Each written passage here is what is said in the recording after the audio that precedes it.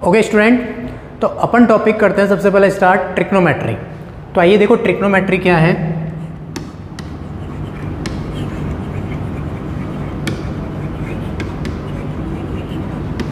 देखो ट्रिग्नोमेट्री के अंदर स्टार्टिंग कहाँ से करनी है? ट्रिग्नोमेट्री के अंदर वो स्टार्ट करनी है आपको राइट एंगल ट्राइंगल से।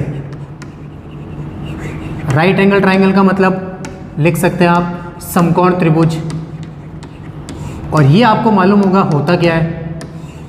तो समकोण त्रिभुज क्या होता है? जैसे मैं बना देता हूँ एक त्रिभुज ए बी सी, यहाँ एंगल बी बना दिया मैंने 90। इस 90 के ऑपोजिट हमेशा क्या होता है? हाइपोटेनियस होता है, जिसको आप क्या बोल सकते हो? कर्ण बोल सकते हो। फिर इन दोनों में से कोई एक एंगल आपको दे रखा होगा, जैसे मान लिया सी एंगल दे रखा है, जिसको मैंने बोल दिया थीटा है ये। इसके ऑपोजिट यानी इसके सामने हमेशा परपेंडिकुलर यानी जिसको आप बोल सकते हो लंब होता है। और इस तरह जो बचा है उसको आप बेस बोलते हो, यानी क्या बोला जाता है? उसको आधार बोला जाता है। तो ये सारी चीज़ें दे रखी है 90 डिग्री, और यहाँ पर कुछ कोण दे रखा है। कोण के सामने हमेशा लंब होता है, 90 के सामने हमेशा कर्ण होता है, और जो बचा हुआ है वो क्या बन जाता है? आधार बन जाता है। इसका मतलब कर्ण की वैल्यू क्या बन गई? AC।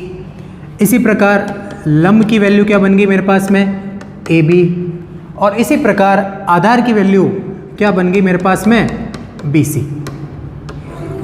ये सारे बना दिए मैंने। तो ये जो चीज़ें लिखी है मैंने वो किस कोण के आधार पर लिखी है? कोण C के आधार पर। तो यहाँ लिख सकते हैं आप कोण C के आधार से।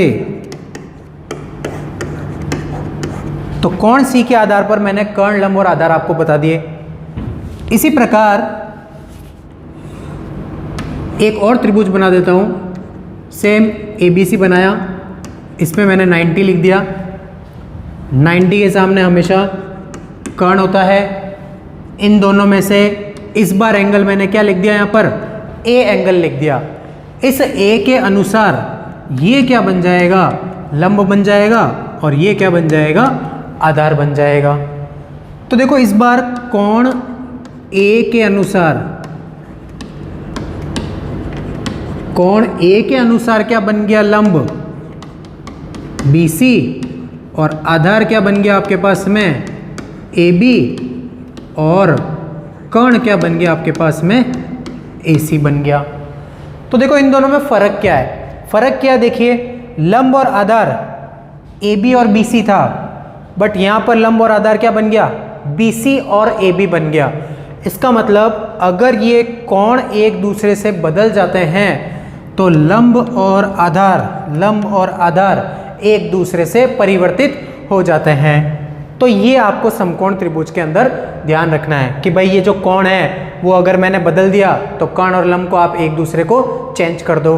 तो ये समकोण त्रिभुज में ध्यान रखना है। और समकोण त्रिभुज के अंदर कुछ पाइथागोरस प्रमेय लगाई जाती है।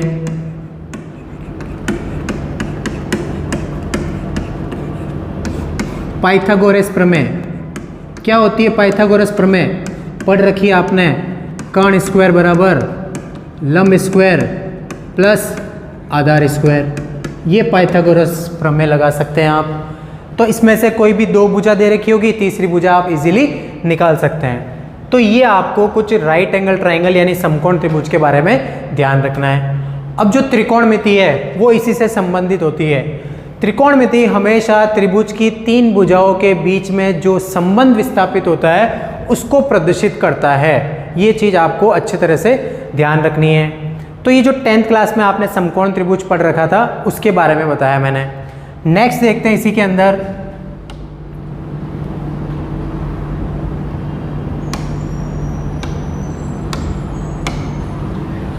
फिर इसी के अंदर आता है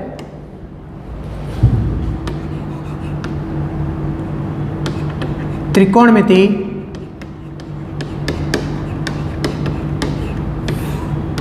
फलन।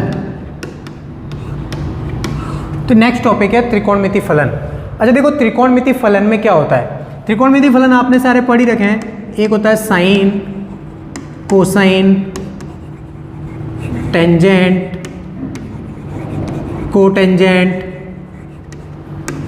Second and cosecant. ये सारा आपने त्रिकोणमिति फलन 10th क्लास के अंदर पढ़ रखे हैं। ये तो मैंने सारे इनके फुल नेम लिखे हैं। शॉर्ट नेम होता है sine, cos, tan, cot, sec and cosec. तो ये त्रिकोणमिति फलन हुआ। नेक्स्ट आता है त्रिकोणमिति अनुपात। अब देखो त्रिकोणमिति अनुपात कैसे बनता है। ये जो फलन दे रखे हैं, इन फलन के साथ में यहाँ पर कुछ ना कुछ कोण लिख दिया जाता है। जैसे मैं लिख देता हूँ sine theta, cos theta, tan theta, cot theta, sec theta and cosec theta. ये सारे मैंने इसके अंदर क्या लिख दिए, कोण लिख दिए।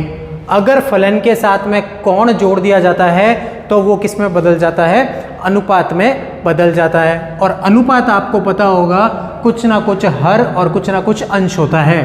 तो साइन थीटा बराबर होता है लंब बट्टा कर्ण, कॉस थीटा बराबर होता है आधार बट्टे कर्ण, टेन थीटा बराबर होता है लंब बट्टा आधार, और कॉट थीटा आधार बट्टे लंब, सेक थीटा कर्ण बट्टे आधार, और जो कोसेक होता है वो होता है कर्ण बट्टे लंब।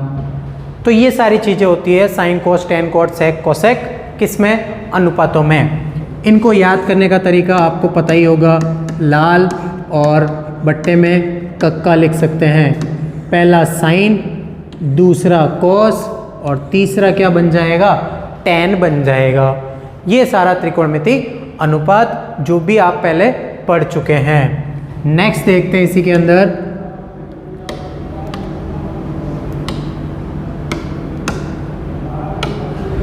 अंदर नेक्स्ट में आता है त्रिकोणमिति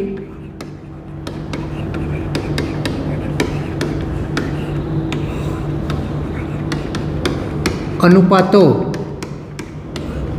में संबंध। तो त्रिकोणमिति अनुपातों में संबंध क्या होगा ये देखना है अब। तो सबसे पहले साइन थीटा, साइन थीटा किसका उल्टा होता है आपको मालूम होगा, 1 कोसेक थीटा के होता है। इसी प्रकार कोसेक को क्या लिख सकता हूँ मैं, 1 साइन थीटा भी लिख सकता हूँ। इसी तरह जो टेन थीटा होता है वो होता है 1 कॉट थीटा, एंड कॉट वापस क्या बन जाएगा, 1 टेन थीटा। अच्छा, ये जो टेन है उस टेन को मैं साइन कॉस में भी लिख सकता हूँ।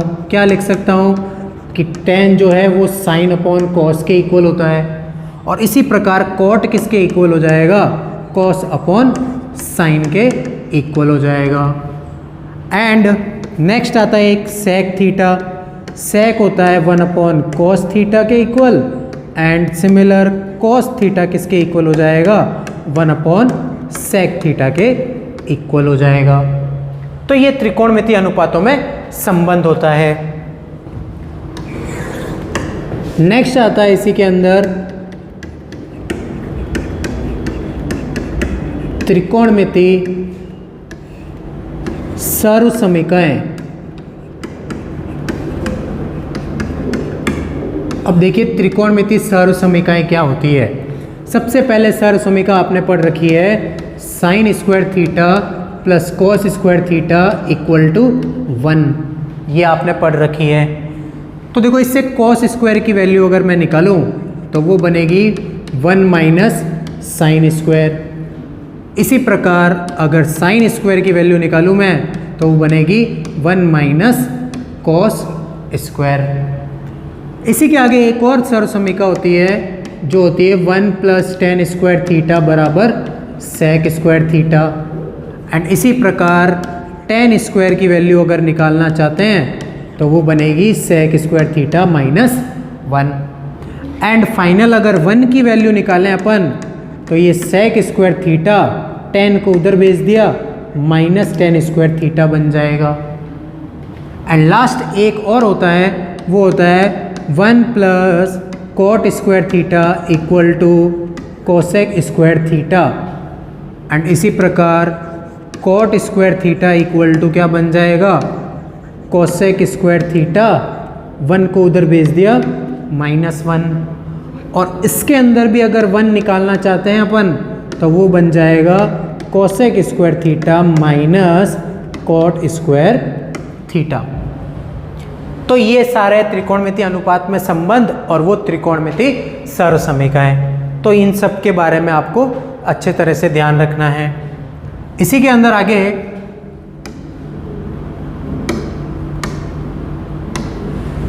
आगे नेक्स्ट देखते हैं अपन, जो कि आपने पढ़ रखी है त्रिकोणमिति सारणी। 10th क्लास के अंदर पढ़ रखी है आपने इजीली। तो बनाते देखो कैसे बनाना है। सबसे पहले अपन साइन लिख देते हैं, cos, tan, cot, sec and cosec, ये बना देते हैं सारणी इसमें।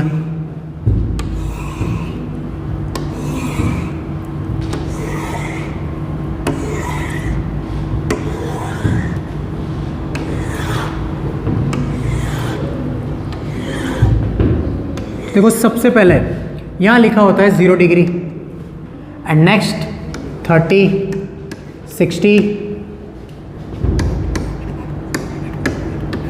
45 एंड लास्ट में लिखा होगा 90 डिग्री। तो 0, 30, 45, 60 एंड 90। अब देखो साइन की वैल्यू कैसे निकालते हैं अपन। करना क्या है, सबसे पहले यहाँ 0 लिख दिया, 1 लिख दिया, 2 लिख दिया, 3 लिख दिया, 4 लिख दिया। फिर जो हाईएस्ट नंबर है 4, उसका डिवाइड कर दो। 4 का डिवाइड, ये भी डिवाइड एंड डिवाइड। 4 का डिवाइड कर दिया आपने। फिर इनको सबको क्या कर दो, स्क्वायर रूट में डाल दो। ये स्क्वायर रूट में रख दिया मैंने इन सबको। अब इन सब की वैल्यू आपको नीचे लिखनी है।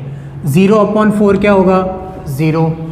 1 का रूट 1, 4 का रूट क्या बन जाएगा, 2 बन जाएगा। ये 2 1 जा, ये 2 2 जा, कट गए दोनों। 1 का रूट 1, 2 का रूट 2। इसी तरह 3 का रूट 3, 4 का रूट बन जाएगा 2, एंड लास्ट 4 से 4 कैंसिल हो गया, क्या बच जाएगा, 1 बच जाएगा। तो ये साइन की टेबल बना दी आपने इजीली। अगर साइन की टेबल बन जाती है तो बाकी ये पूरी मैं सारणी बढ़ सकता हूँ। कैसे बढ़ सकता हूँ, यहाँ से इसको उल्टा लिखिए। ये 1 लिख दिया, √3/2 लिख दिया, 1/√2 लिख दिया, 1/2 लिख दिया और 0 लिख दिया। तो ये मैंने कॉस की टेबल भी भर दी इसके अंदर। अब टेन की टेबल भरते हैं। टेन आपको पता होगा साइन अपॉन कॉस होता है। साइन और कॉस का डिवाइड कीजिए। 0/1, अच्छा 0/1 क्या बन जाएगा, 0 बन जाएगा। इसी प्रकार इन दोनों का डिवाइड करना है। ये 2 से 2 कट जाएगा, ऊपर बचा 1 और नीचे बच जाएगा √3। इसी प्रकार इन दोनों का डिवाइड करूंगा तो ये दोनों भी कट जाएंगे, पूरे कट गए, क्या बच गया, ओनली 1 बच गया। √3/2 और 1/2, ये भी 2 से 2 कट गया, बच गया मेरे पास √3। And last 1/0। कभी भी डिवाइड में 0 आता है तो उसको मैं क्या लिखता हूँ, इनफाइनाइट, जिसको आप नॉट डिफाइंड बोलते हो, यानी अपरिभाषित बोला जाता है। ये 10 की भी बना दिया आपने। इसी प्रकार कॉट की बनानी है, उल्टा कर दो। इनफाइनाइट, √3, 1/√3 एंड लास्ट में 0। ये आपने कॉट बना दिया। अब बनाते हैं अपन सेक। सेक बनाने के लिए क्या करना है, ये जो कॉस है उसका रेसिप्रोकल लिखना है, यानी प्रतिलोम लिखना है। कैसे, ये जो 1 लिखा है, 1 का उल्टा 1, इसका उल्टा 2/√3, 1/√2 का उल्टा √2, 1/2 का उल्टा 2 और 0 का उल्टा क्या बनेगा, इनफाइनाइट बनेगा। 0 का उल्टा हमेशा इनफाइनाइट होता है। इस तरह कोसेक बनाना है, इसको उल्टा कर दो।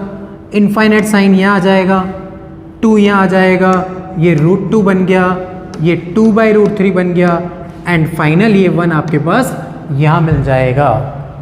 तो ये सारी टेबल मैंने बना दी। एग्जाम में आपको ये टेबल बनानी नहीं है, एग्जाम में आपको ये डायरेक्ट याद रखना है कि भाई साहब cos 45 डिग्री की वैल्यू क्या होती है, तो मेरे को लिख देना 1/√2, सीधा tan 30 की वैल्यू 1/√3। ये डायरेक्ट वैल्यूज आपको याद होनी चाहिए, अगर याद होगी तो आप क्वेश्चन जल्दी से सॉल्व कर पाएंगे। तो ये आप सारणी भी लिख सकते हैं। तो ये जो सारे टॉपिक बताए वो मैंने आपको 10th क्लास से रिलेटेड बताए। तो देखो इससे रिलेटेड अपन कुछ क्वेश्चंस देखते हैं। तो देखो क्वेश्चन देखेंगे इन सबसे रिलेटेड, जैसे त्रिकोणमिति सर्वसमीका हो गई, त्रिकोणमिति में संबंध हो गए, और ये जो आपको सारणी बताई है इससे रिलेटेड कुछ क्वेश्चन अपन देख लेते हैं। तो फिलहाल आप ये राइट डाउन कीजिए ताकि अपन नेक्स्ट क्वेश्चन करते हैं। ओके, आइए तो क्वेश्चंस देख लेते हैं अपन। तो क्वेश्चन जैसे आपको अभी मैंने टॉपिक बताया था उससे रिलेटेड है। सबसे पहले फर्स्ट क्वेश्चन है √1 + cos theta upon 1 - cos theta निम्नलिखित में से किसके बराबर है, यानी ये जो वैल्यू है वो किसके इक्वल आएगी वो आपको फाइंड करना है। तो ये आप 10th क्लास के अंदर क्वेश्चन कर चुके हैं, ज़्यादा कुछ हार्ड नहीं है। सीधा सबसे पहले क्या करना है आपको, सबसे पहले जो भी वैल्यू दे रखी है √1 + cos अपॉन 1 - cos, इसका आप रेशनलाइजेशन यानी परिमेयकरण कर दीजिए। 1 + cos से मल्टीप्लाई और नीचे भी 1 + cos से मल्टीप्लाई। ऊपर देखिए 1 + cos × 1 + cos, 1 + cos थीटा का होल स्क्वायर और रूट एक दूसरे से कट जाएंगे, तो सिंपल क्या बचेगा 1 + cos थीटा बचेगा। इसी प्रकार 1 - cos 1 + cos, a - b a + b, a² - b², a² - b² यानी 1 - cos स्क्वायर, और यहाँ पर क्या लग जाएगा रूट लग जाएगा। तो मैं लिख सकता हूँ इसको 1 + cos थीटा अपॉन में √1 - cos स्क्वायर थीटा क्या होता है sin थीटा होता है, ये sin थीटा लिख दिया। अब इसको मैं क्या कर सकता हूँ अलग अलग कर सकता हूँ, sin इसके डिवाइड में लिखा तो 1/sin cosec बन गया। इसी प्रकार cos अपॉन जो sin लिखा है उसको मैं क्या लिख सकता हूँ cot थीटा लिख सकता हूँ। तो फाइनल बन गया मेरे पास cosec थीटा + cot थीटा। तो चेक कर सकते हैं कौन सा ऑप्शन करेक्ट आ रहा है, ए ऑप्शन करेक्ट आ रहा है। तो ये क्वेश्चन था जो बहुत इजी था, जिसके अंदर सीधा आपको रेशनलाइजेशन यानी परिमेयकरण करके सॉल्व करना था। इसी के आगे जो नेक्स्ट क्वेश्चन है वो देखते हैं अपन, जिसके अंदर लिखा है sin a plus cos a whole square, इसी तरह sin a minus cos a whole square. Simple a + b का होल स्क्वायर और सिंपल a - b का होल स्क्वायर लगा सकते हैं आप। ये बन गया sin square theta plus cos square theta plus 2 × sin a cos a। इसी तरह a - b का होल स्क्वायर लगाना है तो sin square a plus cos square a -2 sin a cos a। तो इसमें से कुछ ना कुछ वैल्यू कट रही है आपकी, ये कट रही, sin square plus cos square 1 बन गया, इसी प्रकार sin square plus cos square 1 बन गया, और 1 + 1 फाइनल क्या बन गया 2 बन गया। तो इसके अंदर ऑप्शन आपका करेक्ट हो जाएगा बी ऑप्शन। तो ये कुछ इस तरीके का क्वेश्चन है जिसमें a + b का होल स्क्वायर और a - b का होल स्क्वायर यूज करना है। इसी तरह नेक्स्ट क्वेश्चन आता है एक sec theta plus tan theta = 3/2, तो फाइंड कीजिए cos थीटा। तो देखो इसको कैसे करना है, एक चीज़ आपको ध्यान रखनी है कि जो sec theta plus tan theta, अगर उसकी वैल्यू मेरे पास कुछ p दे रखी है तो ये ध्यान रखना sec theta minus tan theta हमेशा इसका रेसिप्रोकल होता है, यानी 1/p बनता है। इस तरह एक और चीज़ होती है, और वो क्या होती है cosec theta plus cot theta = अगर p दे रखा है तो इसके अंदर भी cosec theta minus cot theta वो भी इसका क्या बन जाएगा एक रेसिप्रोकल बन जाएगा। तो फिलहाल मेरे पास sec theta plus tan theta = 3/2 है। तो देखिए sec theta minus tan theta क्या बन जाएगा 3/2 का उल्टा लिख दिया मैंने 2/3। तो ये जो आपके पास दे रखा है इसको मैं समीकरण नंबर 1 मान सकता हूँ और दूसरे को मैं समीकरण नंबर 2 मान सकता हूँ। इन दोनों को देखिए आप प्लस कीजिए, अगर मैं 1 और 2 को प्लस करता हूँ तो देखो माइनस का 10 प्लस का 10 कैंसिल, सेक प्लस सेक 2 सेक बन गया, इक्वल टू ये 3/2 और 2/3, 3/2 और 2/3 को क्या कर देना है, प्लस कर देना है। एलसीएम ले लिया मैंने, कितना आ गया 6 एलसीएम आ जाएगा, 3 से गया, 3 को 3 से 9 प्लस फिर 3 का वापस किया 2, 2 2 ज़ा 4, कितना बन गया 13/6 बन गया। ये मेरे पास किसकी वैल्यू आई है, 2 sec थीटा की वैल्यू आई है, यानी 2 sec थीटा इक्वल टू 13/6 है। इस 2 को मैं क्या करूँगा, डिवाइड में भेज दूंगा, तो sec की वैल्यू मेरे पास कितनी हो गई 13/12। ये मैंने sec की वैल्यू फाइंड की है, बट मेरे को निकालना क्या है, यहाँ पर cos निकालना है। तो मुझे पता है sec किसका उल्टा होता है, cos का उल्टा होता है, यानी इसको उल्टा कर दो। उल्टा करने पर cos की वैल्यू मेरे पास कितनी आ गई 12/13 आ गई। तो ये फाइनल cos की वैल्यू आ गई मेरे पास 12/13। तो ध्यान रखना ये sec theta plus tan theta और cosec theta plus cot theta हमेशा कुछ ना कुछ एक इन दोनों से रिलेटेड क्वेश्चन जरूर आता है। तो ये आप डायरेक्ट याद रख सकते हैं कि जो sec theta plus tan theta है वो p होता है, और sec theta minus tan theta उसी का उल्टा 1/p बनता है। सेम cosec के लिए भी ऐसा ही होगा। तो क्वेश्चन इस तरीके से करना है। तो ये जो मैंने 10th क्लास से रिलेटेड टॉपिक बताए थे उससे कुछ क्वेश्चंस मैंने आपको बताए हैं। इसी से रिलेटेड बहुत सारे क्वेश्चन आपको लुसेंट की या फिर ग्रेड अप डिफेंस एकेडमी की जो बुक है उसके अंदर भी आपको दे रखे हैं। अदरवाइज आप RS अग्रवाल की जो बुक है उसके अंदर भी से भी क्वेश्चन सॉल्व कर सकते हैं। तो ये आपका जो 10th क्लास से ट्रिग्नोमेट्री था वो सारा मैंने कंप्लीट करा दिया। अब नेक्स्ट जो टॉपिक अपन देखेंगे वो 11th क्लास की ट्रिग्नोमेट्री से रिलेटेड देखेंगे। फिलहाल ये देखिए आप सारा टॉपिक, इसके बाद वाला जो टॉपिक है वो अब मैं नेक्स्ट वीडियो में अपलोड कर दूंगा।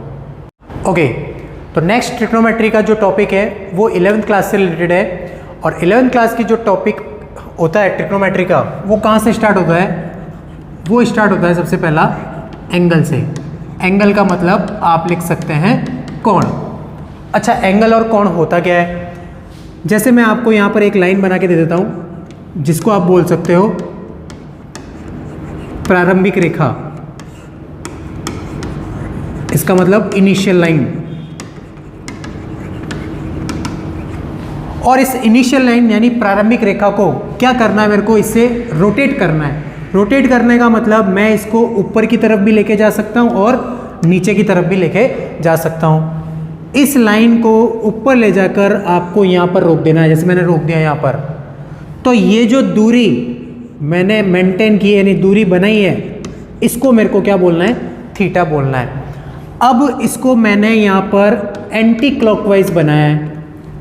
अगर कोई भी एंगल एंटी क्लॉकवाइज बनता है तो वो हमेशा पॉजिटिव बनता है, और इसी तरह अगर मैं इसको क्लॉकवाइज डायरेक्शन में रोटेट कर दूँ तो जो एंगल बनेगा थीटा वो हमेशा क्या बनेगा, नेगेटिव साइन का बनेगा। तो जो एंगल एंटी क्लॉकवाइज बन रहा है वो हमेशा पॉजिटिव बनता है, और जो क्लॉकवाइज बनता है वो हमेशा क्या बनता है, नेगेटिव बनता है। तो ये एंगल के बारे में आपको ध्यान रखना है। और एंगल आपने कुछ डिग्री में भी पढ़ रखे हैं और कुछ रेडियन में भी पढ़ रखे हैं। तो एंगल के बाद में एक टॉपिक आता है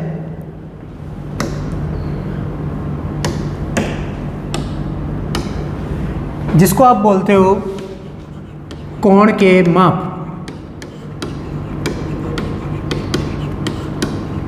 इसका मतलब मेजरमेंट ऑफ एंगल। तो देखो कोण के माप क्या क्या होते हैं। कोण के माप आपने पढ़ रखे हैं, एक तो होता है डिग्री माप और एक होता है रेडियन माप, यानी डिग्री मेज़र और एक रेडियन मेज़र। अच्छा, डिग्री मेज़र आप पहले से ही पढ़ के आ चुके हो, 0 डिग्री, 30 डिग्री, 60 डिग्री, 90, 120, ऐसे बहुत सारे पढ़ रखे हैं। पर डिग्री मेज़र के अंदर कुछ ये भी चीज़ आपने पढ़ रखी है, 60 डिग्री आगे लिख दिया जाता है 30 सिंगल डैश। सिंगल डैश का मतलब होता है ये मिनट है। इसके बाद में एक ऐसा लिखा आता है जैसे 45 लिख दिया, डबल डैश लिख दिया। डबल डैश का मतलब होता है सेकेंड। तो कभी कभी डिग्री के अंदर मिनट भी आ सकता है और एक सेकंड भी आ सकता है, तो ये डिग्री मेज़र होता है। इसी तरह रेडियन मेज़र, रेडियन मेज़र के अंदर कुछ पाई की फॉर्म में लिखा होगा, 3π/2, π/2, π/4, ऐसे कुछ लिखे होते हैं। या फिर कभी कभी कोई भी नंबर लिख देता है, उसके ऊपर कुछ c नाम लिख देता है, जैसे 11/16 लिखा, उसके ऊपर मैंने c लिख दिया। ये जो c होता है वो प्रदर्शित करता है कि जो 11/16 है वो किस में दे रखा है आपको, रेडियन में दे रखा है। या फिर कभी कभी 6 लिख देगा और आगे क्या लिख देगा कि ये क्या दे रखा है, रेडियन में दे रखा है। तो कुछ डिग्री मेज़र और रेडियन मेज़र होते हैं। फिर एक आता है degree measure and radian measure में संबंध। ठीक है, डिग्री मेज़र और रेडियन मेज़र में रिलेशन क्या क्या होता है ये आपको मालूम होगा। क्या होता है, degree measure equal to 180/π into radian measure होता है। इसी तरह अगर रेडियन मेज़र पूछा जाए तो वो बनता है π/180 इंटू डिग्री मेज़र। तो ये डिग्री मेज़र और रेडियन मेज़र के बीच में संबंध होता है। इससे आपको रेडियन मेज़र दे सकता है, डिग्री मेज़र फाइंड कर सकते हो, और डिग्री मेज़र दे रखा है तो रेडियन मेज़र फाइंड कर सकते हो। तो ये आपको कुछ संबंध ध्यान रखना है। फिर इसके बाद में टॉपिक होता है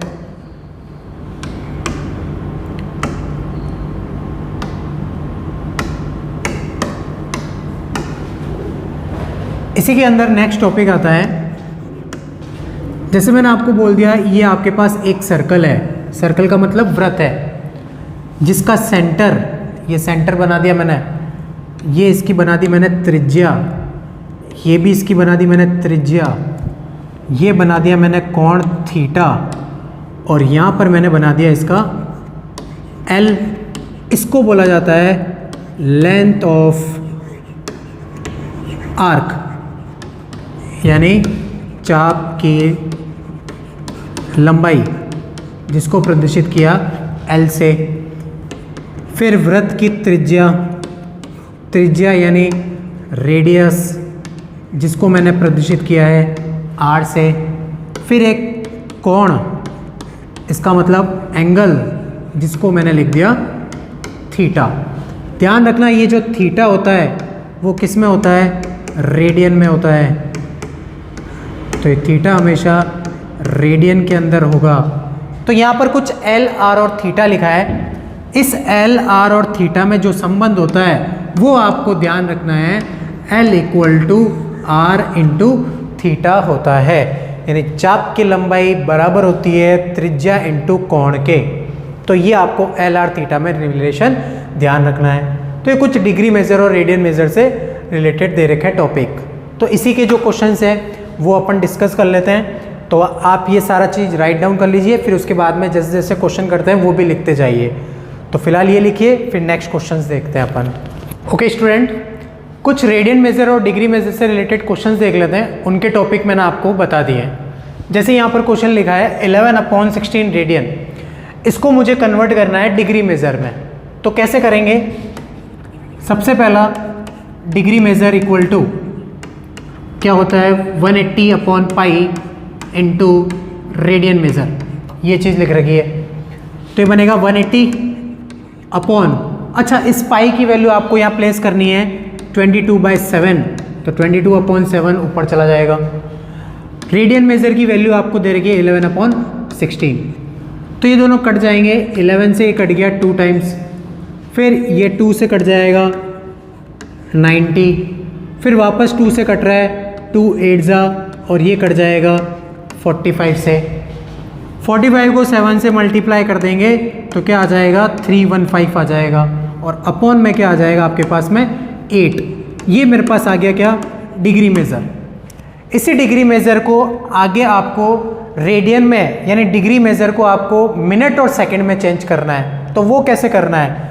तो देखो ये जो 315 है, इसके अंदर मैं क्या करूँगा, 8 का डिवाइड करूँगा पहले। तो देखिए कैसे, 315 में अगर मैंने 8 का डिवाइड किया है तो देखो 8 से भाग देना है, 8 दिया क्या बन गया 24, कितने बच गए 7, 5 उतारा, फिर 8 9 72, कितने बच जाएंगे 3 बच जाएंगे। तो ये मैंने डिवाइड किया है, पूरा डिवाइड नहीं करना आपको। तो फाइनल क्या बचा मेरे पास, एक 39 बचा, इसको मैं लिख देता हूँ डिग्री में। अब क्या करना है, जो आपके पास शेषफल यानी रिमाइंडर बचा है उसको मैं क्या करूँगा 60 से मल्टीप्लाई। तो 3 को 60 से मल्टीप्लाई किया आपने, कितना आ जाएगा 180। इसके अंदर मैं क्या करूँगा, वापस इस 8 का डिवाइड कर दूँगा। करिए, 8 दूनी 16, बचा 2, 0 उतारा, फिर वापस 8 दूनी 16, बचा 4। पूरा डिवाइड नहीं करना इसको भी, शेषफल बच रहा है वो रख देना ऐसा का ऐसा। बचा आपके पास क्या 22, वो मैंने 22 ऐसा का ऐसा यहाँ लिख दिया। इसको आप क्या लिख देना, मिनट लिख देना। फिर इसके बाद में इसको भी वापस किससे मल्टीप्लाई करना है, 60 से मल्टीप्लाई, बना कितना 240। फाइनल 240 में इस 8 का भाग देंगे, कितना जाएगा 30 बार चला जाएगा, तो ये बन जाएगा टोटल 30 सेकेंड। इस तरीके से आपको डिग्री, मिनट और सेकंड फाइंड करना है। तो ये ऐसे डिग्री, मिनट और सेकंड आप फाइंड कर सकते हैं। सिंपल आपको क्या करना है, जो शेषफल बचता है उसको 60 से गुणा करते रहना है और भाग देते रहना है आपको। तो अपना पहला डिग्री, दूसरा मिनट और तीसरा क्या बनेगा, सेकंड बनेगा। तो इस तरीके से रेडियन को डिग्री में चेंज किया जा सकता है। इसी का नेक्स्ट क्वेश्चन देखो, मैंने कुछ इस तरीके से लिखा है, किसी वृत्त की त्रिज्या 20 सेंटीमीटर है। चलो एक वृत्त बनाते हैं। इस वृत्त को बनाया आपने, जिसके अंदर त्रिज्या मेरे को दे रखी है 20 सेंटीमीटर। वृत्त की जीवा 20 सेंटीमीटर है, इस जीवा को भी बना दिया मैंने 20 सेंटीमीटर। तो ये वृत्त की त्रिज्या एक और बन गई 20 सेंटीमीटर। इसका मतलब ये जो त्रिभुज बन रहा है अपने पास में, वो जो त्रिभुज है वो कौन सा त्रिभुज बन रहा है, ये त्रिभुज बन रहा है समबाहु त्रिभुज, यानी इक्विलेटरल ट्रायंगल बन रहा है।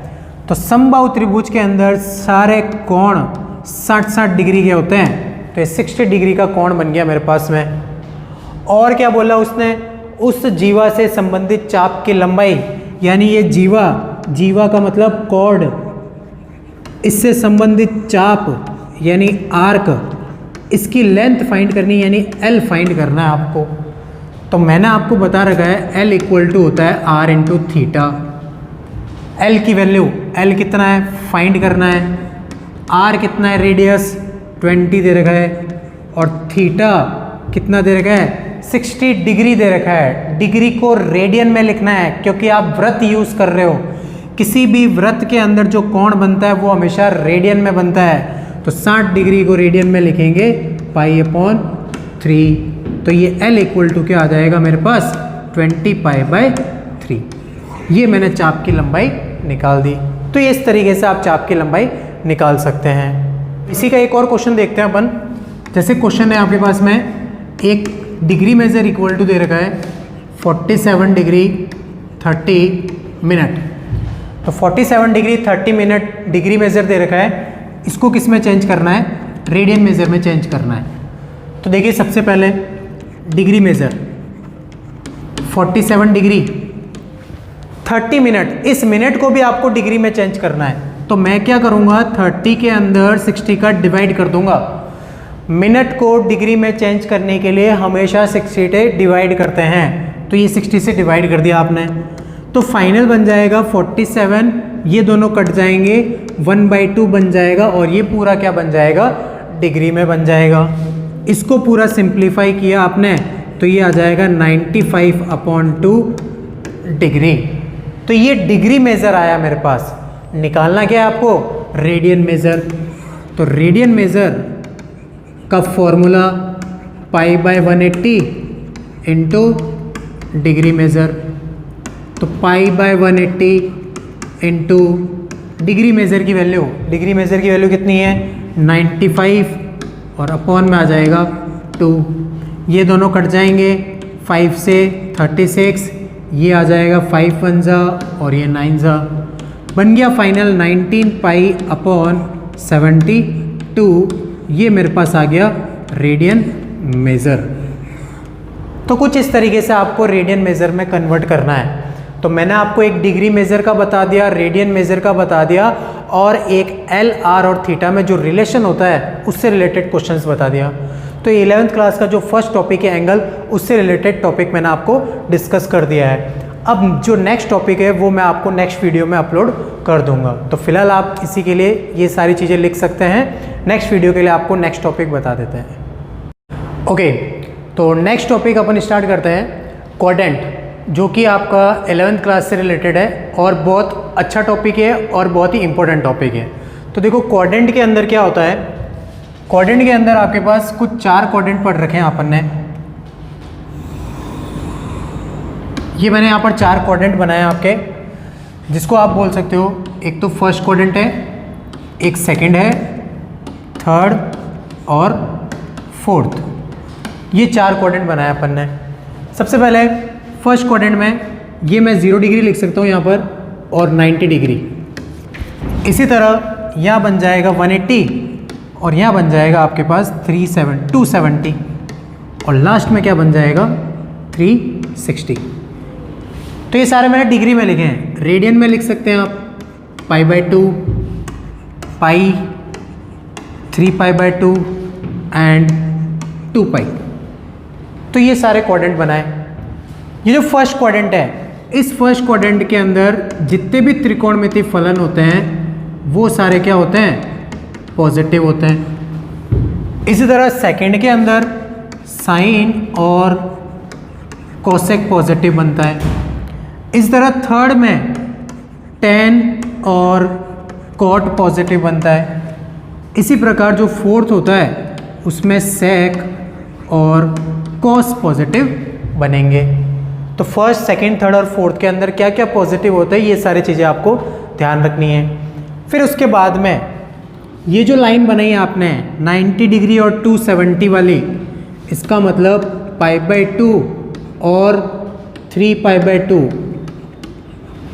इस दोनों लाइन पर फंक्शन हमेशा क्या होगा, चेंज होगा।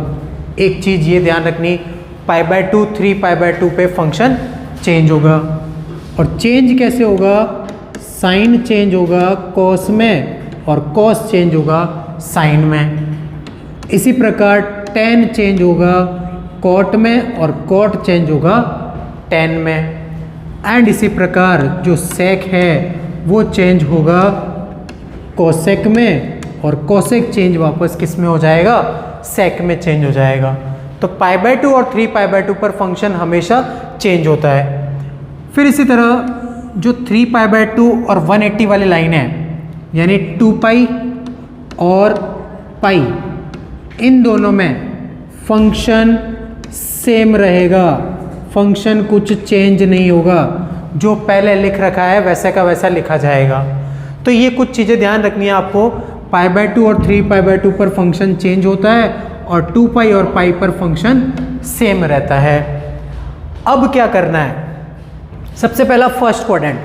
फर्स्ट क्वाड्रेंट के अंदर आपको क्या करना है, यहाँ पर अपन 90 पर खड़े हैं पहले, तो 90 में कुछ चीज़ ऐड करेंगे, तो अपन कुछ चीज़ ऐड और कुछ चीज़ माइनस दोनों कर सकते हो आप।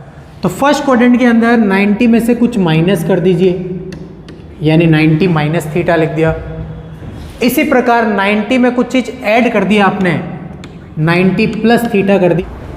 ओके, 90 वाली लाइन के अंदर 90 में से कुछ चीज़ माइनस करेंगे तो आप फर्स्ट क्वाड्रेंट में आ जाएंगे।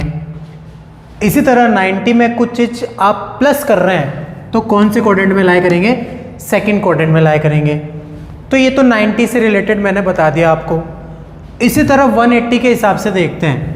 180 के अंदर अगर मैं कुछ चीज़ माइनस करता हूँ तो मैं कहाँ पर जाऊँगा, सेकंड क्वाड्रेंट में जाऊँगा। इसी तरह थर्ड क्वाड्रेंट के हिसाब से कुछ चीज़ आप इसके अंदर प्लस कर दीजिए तो आप थर्ड क्वाड्रेंट में आ जाएंगे। इसी तरह 270 के हिसाब से देखते हैं, तो 270 के अंदर कुछ चीज़ आपने ऐड करी तो वो कहाँ चला जाएगा, फोर्थ क्वाड्रेंट में चला जाएगा। इसी तरह 270 के अंदर कुछ चीज़ माइनस करी आपने तो वो वापस किस में आ जाएगा, थर्ड क्वाड्रेंट में आ जाएगा। इसी तरह 360 में 360 के अंदर भी आप कुछ चीज़ ऐड करें तो फर्स्ट क्वाड्रेंट में जाएगा, और 360 में कुछ चीज़ माइनस करेंगे तो वो फोर्थ क्वाड्रेंट में आ जाएगा। तो आप कुछ चीज़ इसके अंदर देख सकते हैं। अगर मैं इस लाइन से एंटी क्लॉकवाइज यानी घड़ी की विपरीत दिशा में मुड़ता हूँ तो हमेशा प्लस साइन लग रहा है। जैसे इसमें भी अगर घड़ी की विपरीत दिशा में जाऊँगा 90 प्लस लग रहा है, इसमें भी घड़ी की विपरीत दिशा में जाऊँगा 180 प्लस लग रहा है, सेम इसमें भी घड़ी की विपरीत दिशा में जा रहा हूँ तो 270 प्लस लग रहा है। इसी तरह अगर यहाँ से मैं घड़ी की दिशा में जा रहा हूँ 360 माइनस थीटा, इससे भी घड़ी की दिशा में जा रहे हैं 270 माइनस थीटा, यानी अगर घड़ी की दिशा में चलते हैं तो नेगेटिव थीटा लगता है, और घड़ी के विपरीत दिशा में चलते हैं तो पॉजिटिव थीटा लिखा जाता है। तो ये कुछ क्वाड्रेंट के अंदर मैंने एंगल लिखे हैं। जैसे फर्स्ट क्वाड्रेंट है उसमें एक एंगल आ रहा है 90 minus theta 360 plus theta, second quadrant में 90 plus theta 180 minus theta, third quadrant में 180 plus theta 270 minus theta, and fourth quadrant में 360 minus theta and 270 plus theta. तो ये कुछ क्वाड्रेंट के अंदर एंगल से लिखे हैं मैंने। अब ये जो चीज़ें सारी लिखी है वो यूज़ कैसा आएगी वो आपको देखना है। देखिए सबसे पहले जैसे मैं लिख देता हूँ यहाँ पर साइन π/2 माइनस थीटा, इसकी वैल्यू लिखनी है अपन को कि जो साइन π/2 माइनस थीटा है इसकी वैल्यू क्या होगी।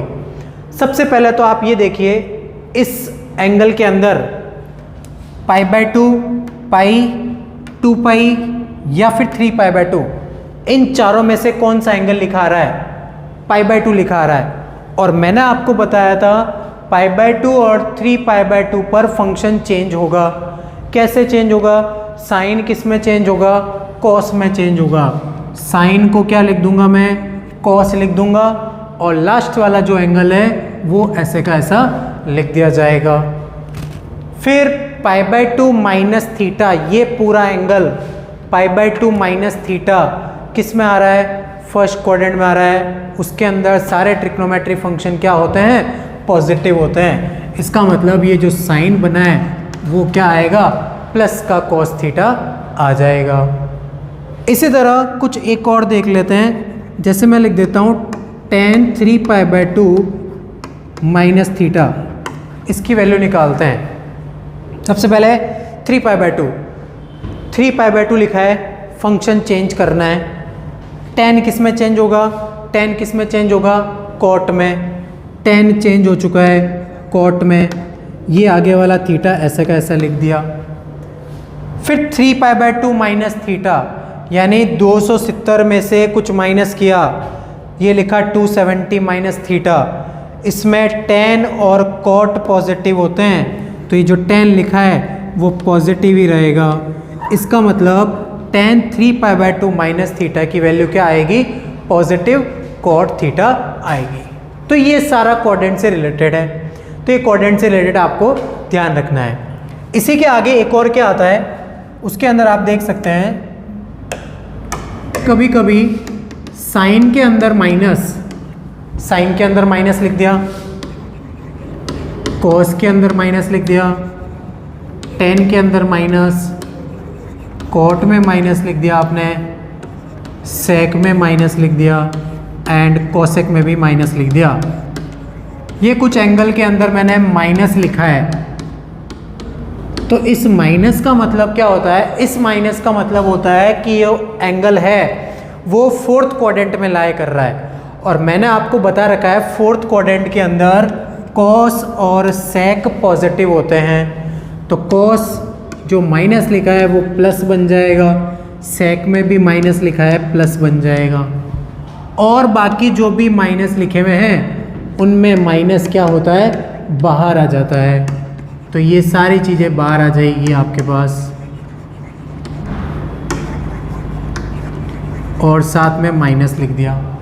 तो इसका मतलब कॉस माइनस थीटा प्लस का cos theta and sec minus theta plus sec theta होता है। बाकी सब में नेगेटिव बाहर की तरफ आ जाता है। तो ये जो सारे क्वेश्चन टॉपिक था वो क्वाड्रेंट से रिलेटेड था। अब क्वाड्रेंट से रिलेटेड जो टॉपिक होता है उसको यूज़ कैसे करना है क्वेश्चंस के अंदर। जैसे मैं लिख देता हूँ कोई भी क्वेश्चन है, साइन 765 डिग्री की वैल्यू फाइंड करनी है आपको। इसकी वैल्यू फाइंड करते हैं अपन। तो देखो 765 डिग्री आपने टेबल में नहीं पढ़ रखा, टेबल में तो आपने 90 तक ही पढ़ा होगा, 0 से लेकर 90 डिग्री तक, बट 765 डिग्री बहुत बड़ा एंगल है, इसकी वैल्यू फाइंड कैसे की जाएगी वो देखते हैं। 765, इस एंगल को आपको 360 के मल्टीपल में लिखना है। कैसे लिखना है कि भाई साहब इस 360 को अगर मैं 2 से मल्टीप्लाई करता हूँ तो कितना आएगा, 720 डिग्री आएगा 720, बट मेरे को चाहिए 65, तो इसके अंदर क्या चीज़ ऐड कर दूँ, 65 बन जाएगा, प्लस क्या कर दूंगा मैं इसमें 45 डिग्री ऐड कर दूंगा। तो ये बना साइन 360 इंटू 2 प्लस 45, टोटल मिलाकर 765 बन रहा है। तो मैंने कुछ ऐसा ब्रेक किया है ताकि 360 एंगल आ जाए और कुछ एक ऐसा एंगल आ जाए जो आप टेबल के अंदर देख चुके हो, जैसे 45 डिग्री आ गया वहाँ पर। अब इसके आगे क्या करना है, इसके आगे आपको चेक करना है क्वाड्रेंट। क्वाड्रेंट के अंदर देखो 360 डिग्री एंगल होता है अपने पास में, और मुझे पता है ये जो 360 डिग्री एंगल है उस पर फंक्शन कभी चेंज नहीं होता, साइन का साइन रहेगा, और लास्ट वाला जो एंगल लिखा है 45 वो मैं ऐसा कैसा लिख दूंगा। अब ये साइन 45 पॉजिटिव आएगा या नेगेटिव वो चेक करना है। तो 360 के अंदर कुछ चीज़ आपने ऐड करी, ऐड ही कर रहे हैं अपन। तो देखो ये क्वाड्रेंट है अपना, 360 यहाँ पर होता है, इसके अंदर कुछ चीज़ ऐड करेंगे तो कौन से क्वाड्रेंट में जाएगा, फर्स्ट क्वाड्रेंट में जाएगा। फर्स्ट क्वाड्रेंट में साइन क्या होता है, पॉजिटिव होता है, ऑल पॉजिटिव होते हैं, तो ये पॉजिटिव साइन ही रहेगा। और साइन 45 की वैल्यू फाइनल आपको मालूम है 1/√2 होती है। इसका मतलब साइन 765 डिग्री की वैल्यू फाइनल कितनी बनेगी, 1/√2 बनेगी। तो ये ऐसे कुछ ब्रेक करके करना आपको, 360 के मल्टीपल में कर सकते हैं या फिर 180 डिग्री के मल्टीपल में भी कर सकते हैं। तो जैसे साइन 765 डिग्री में लिखा है मैंने, इसी तरह अपन देखते हैं रेडियन में कैसे चेंज करना है इसको। तो नेक्स्ट क्वेश्चन देखते हैं, इसी क्वाड्रेंट से रिलेटेड ही है। जैसे क्वेश्चन लिख देता हूँ मैं 10 19 π/3। इस 10 19 π/3 की वैल्यू फाइंड करनी है आपको। तो देखो कैसे करना है, इस 3 का क्या करो, इसके अंदर डिवाइड करो आप, कितनी बार जाएगा, अप्रोक्स कितनी बार जाएगा, 6 बार जाएगा। जितनी बार जा रहा है उसके हिसाब से आपको 6 पाई लिख देना है साथ में। तो 3 6 किया आपने 18 बना, मेरे को चाहिए 19, यानी 18 में आपको +1 करना है, तो +1 पाई लिख दूंगा मैं यहाँ पर, और अपॉन वाली जो वैल्यू है वो एज इट इज़ लिख देंगे। तो ये कुछ ब्रेक करने का तरीका होता है यहाँ पर, जो डिवाइड में वैल्यू दे रखी है उसका आपको क्या करना है, उसमें अप्रोक्स डिवाइड करना है, उसके हिसाब से फिर आगे प्लस या फिर माइनस करना होता है। 10 6 पाई, अब इस 6 पाई को आपको ब्रेक करना है 2 पाई के मल्टीपल में, तो मैंने लिख दिया 3 इंटू 2 पाई, और ये प्लस π/3 एज इट इज। अब देखिए क्वाड्रेंट के अंदर जो एंगल दे रखे थे उस एंगल के अकॉर्डिंग यहाँ पर क्या लिखा है, 2 पाई लिखा है। 2 पाई पर कोई भी फंक्शन चेंज नहीं होता, 10 का 10 रहेगा और ये π/3 ऐसे का ऐसा आ जाएगा।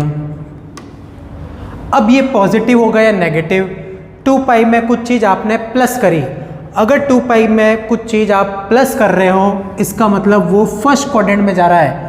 फर्स्ट क्वाड्रेंट में 10 क्या होता है, पॉजिटिव होता है, और 10 π/3 यानी 1060 की वैल्यू आपको मालूम होगी √3 होता है। तो इस तरह आपने 2 पाई के अंदर कुछ चीज़ प्लस की थी तभी वो फर्स्ट क्वाड्रेंट में गया था, तो फर्स्ट क्वाड्रेंट के हिसाब से यहाँ पर पॉजिटिव साइन, और 10 π/3 की वैल्यू आपको मालूम है √3।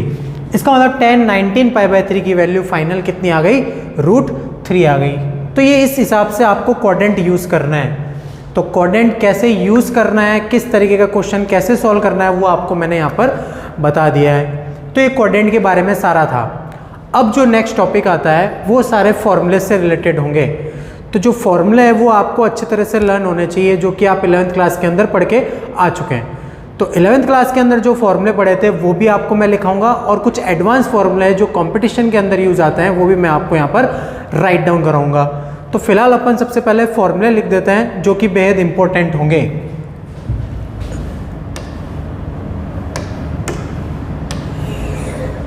जैसे सबसे पहला फर्स्ट फॉर्मूला होता है साइन ए प्लस बी।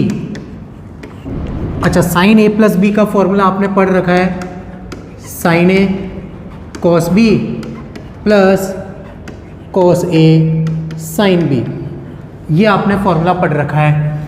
इसी तरह साइन ए माइनस बी का भी फॉर्मूला पढ़ रखा आपने, साइन ए कॉस बी, प्लस की जगह माइनस आ जाएगा और कॉस ए साइन बी बन जाएगा। इसी तरह कॉस ए प्लस बी अगर फाइंड करना है मुझे तो वो बनता है कॉस ए कॉस बी, अगर यहाँ प्लस है तो यहाँ माइनस आएगा, साइन ए साइन बी। फिर इसी तरह यहाँ पर अगर माइनस आ जाए तो यहाँ पर क्या बन जाएगा, डायरेक्टली प्लस बन जाएगा। तो ये कुछ sign A plus B, sign A minus B, cos A plus B और कॉस ए माइनस बी का फॉर्मूला होता है। इसी तरह टेन ए प्लस बी का अगर अपन बनाना चाहे तो वो बनता है टेन ए प्लस टेन बी, अपॉन में आ जाएगा 1 माइनस टेन ए टेन बी। इसी तरह अगर प्लस की जगह यहाँ माइनस आ जाए तो यहाँ पर आ जाएगा माइनस और यहाँ क्या आ जाएगा, प्लस बन जाएगा। Same cot a plus B का अगर फॉर्मूला लिखना है आपको तो वो बनता है cot A cot B -1 upon cot B plus cot A बनता है। और इस तरह यहाँ माइनस है तो यहाँ प्लस हो जाएगा और यहाँ क्या आ जाएगा, माइनस आ जाएगा। तो ये कुछ ए प्लस बी और ए माइनस बी से रिलेटेड फॉर्मूले थे, तो ये फॉर्मूले आपको कुछ ध्यान रखना है। फिर आगे कुछ फॉर्मूले आते हैं जिसको आप बोलते हो सम एंड सब्ट्रैक्शन। कुछ सम और सब्ट्रैक्शन से रिलेटेड फॉर्मूले हैं। कैसे हैं, एक फॉर्मूला होता है साइन ए प्लस बी प्लस साइन ए माइनस बी। तो साइन ए प्लस बी प्लस साइन ए माइनस बी को लिखा जाता है 2 साइन ए कॉस बी। इसी प्रकार अगर साइन ए प्लस बी और यहाँ माइनस आ जाए साइन ए माइनस बी तो ये इक्वल हो जाता है 2 कॉस ए साइन बी के। तो ये साइन ए प्लस बी प्लस साइन ए माइनस बी और साइन ए प्लस बी माइनस साइन ए माइनस बी।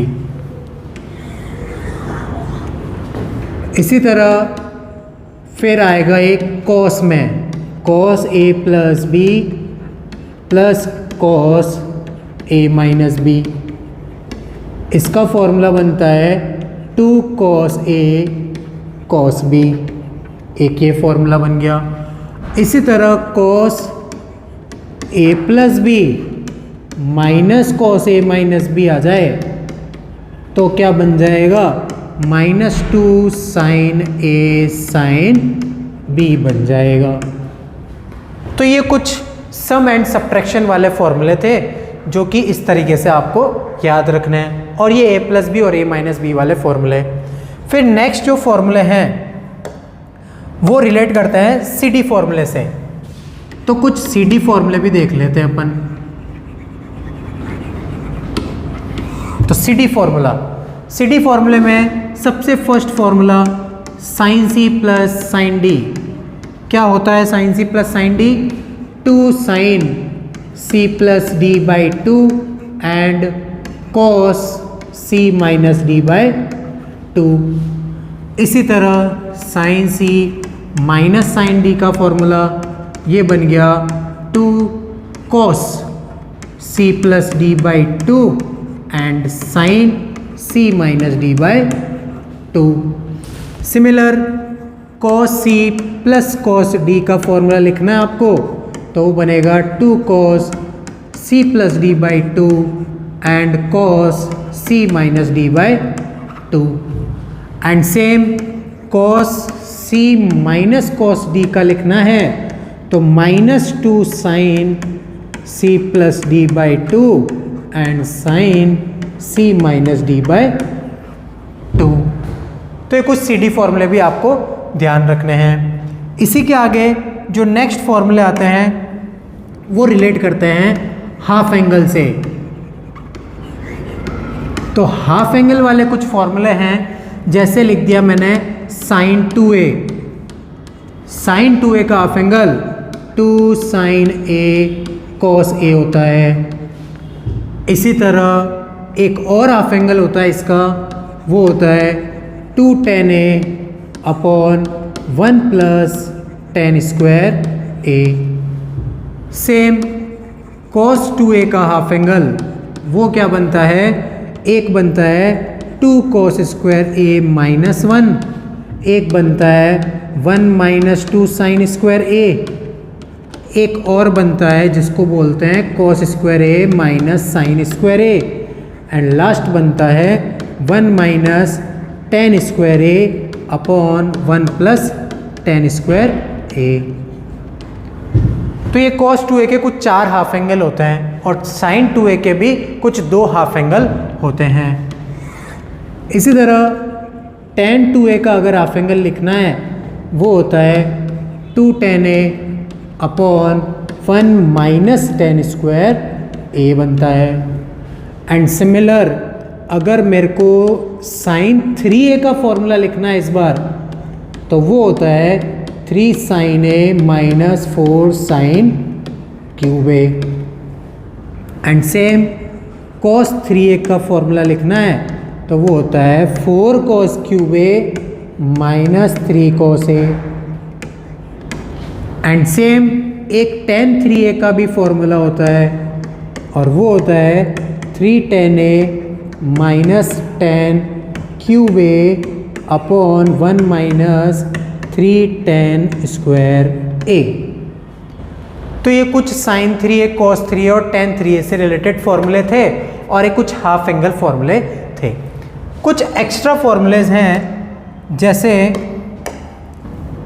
एक आता है tan π/4 प्लस थीटा का फॉर्मूला और वो होता है 1 plus tan theta upon 1 minus tan theta. Same tan π/4 minus theta का भी एक फॉर्मूला होता है, वो होता है 1 minus tan theta upon 1 plus tan theta. फिर एक फॉर्मूला होता है sin a plus b sin a minus b। इसका फॉर्मूला होता है sin square a minus sin square b। तो कुछ ये सारे फॉर्मूले आपको ध्यान रखना है जो कि आपके कंपटीशन के अंदर यूज़ आएंगे, जिसमें एक्स ग्रुप और नेवी का है उसके अंदर सारे फॉर्मूले यूज़ आएंगे। ये फॉर्मूले डायरेक्ट आपको यूज़ करना है। फॉर्मूले अगर याद होंगे तो आप क्वेश्चन डायरेक्टली यूज़ कर पाएंगे।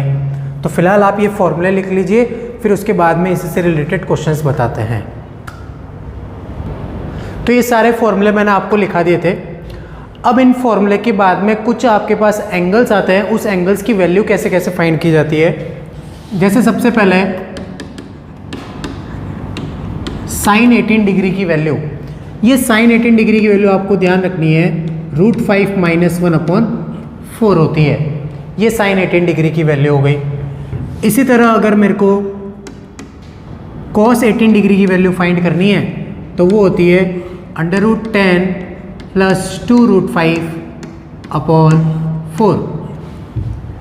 इसी तरह अगर मेरे को साइन 36 डिग्री फाइंड करना है तो वो होता है √10 माइनस 2√5/4।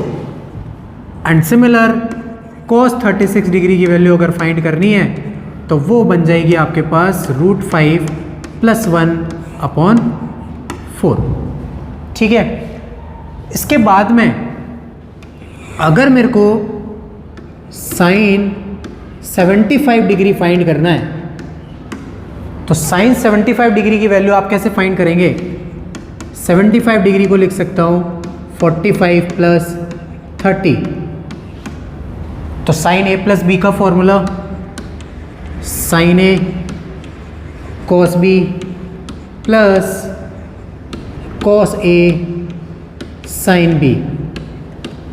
इन सब की वैल्यू आपको मालूम है, sine 45 1/√2, cos 30 √3/2, cos 45 1/√2 and sine 30 1/2। तो ये बनेगा √3/2√2 प्लस 1/2√2। तो फाइनल बन गया √3 + 1/2√2। इसी तरह आप cos 75 फाइंड कर सकते हैं, sin 15 फाइंड कर सकते हैं एंड cos 15 फाइंड कर सकते हैं। एंड सिमिलर tan 75 और tan 15 डिग्री की वैल्यू भी ऐसे फाइंड कर सकते हैं। फिर एक एंगल आता है जिसको अपन बोलते हैं sin 22.5 डिग्री। इसकी वैल्यू आपको फाइंड करनी है। तो देखो कैसे फाइंड करनी है। तो सबसे पहले मैं यूज़ करूँगा cos 2 थीटा का फॉर्मूला। कौन सा? साइन की टर्म में। तो ये बनेगा 1 - 2 sin स्क्वायर थीटा। ये फॉर्मूला यूज़ करेंगे। यहाँ पर थीटा की वैल्यू मैं रख देता हूँ 22.5 डिग्री। तो अगर थीटा की वैल्यू 22.5 डिग्री यहाँ पर रखी आपने तो ये बन गया cos 45। सेम यहाँ बन गया 1 - 2 sin स्क्वायर 22.5 डिग्री। और मुझे पता है cos 45 1/√2 होता है, 1 - 2 sin स्क्वायर 22.5 है। इसकी वैल्यू मेरे को फाइंड करनी है, तो एज इट इज़ रख दूंगा मैं इसको। इस पूरे को यहाँ शिफ्ट कर दीजिए, प्लस का हो जाएगा और इक्वल टू में 1, ये इधर चला जाएगा, -1/√2 बन गया। तो ये बन गया 2 sin square 22.5 degree equal to √2 LCM √2 - 1। Final 2 का डिवाइड कर देंगे, 2 का डिवाइड कर दो, sine square 22.5 degree is equal to बन गया √2 - 1/2√2। अब डिवाइड में रूट होना नहीं चाहिए, तो मैं क्या करूँगा, √2 से मल्टीप्लाई और √2 से डिवाइड।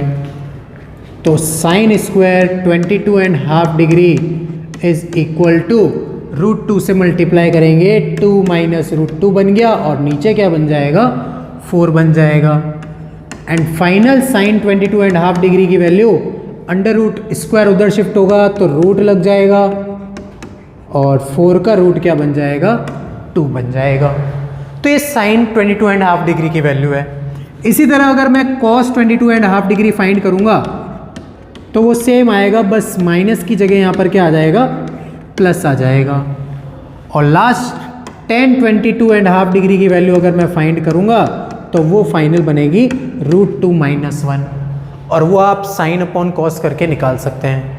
तो ये कुछ एंगल्स है जिसकी वैल्यू आपको डायरेक्ट याद रखनी है। ये तो मैंने निकालने का तरीका बताया आपको, बट आपको साइन 22.5 डिग्री याद रखना है डायरेक्ट कि √2 - 2 √2 अपॉन में 2 होता है। इस तरह cos 22.5 डिग्री माइनस की जगह प्लस आ जाएगा एंड फाइनल tan 22.5 डिग्री की वैल्यू √2 - 1 होती है। तो ये कुछ एंगल्स हैं, इन एंगल्स की वैल्यू आपको डायरेक्ट याद रखनी है, नहीं तो आपको निकालना भी आना चाहिए। तो फिलहाल ये इतने सारे हैं और सारे टॉपिक्स भी मैंने आपको बता दिए, फॉर्मूले भी बता दिए। इसके जो क्वेश्चंस है वो मैं नेक्स्ट वीडियो में अपलोड करूँगा। तो देखिए, आप पहले ये सारे फॉर्मूले याद कीजिए, इसके बाद में ये एंगल्स ध्यान रखिए, इसके बाद वाला जो क्वेश्चंस होंगे वो अपन नेक्स्ट वीडियो में देखेंगे।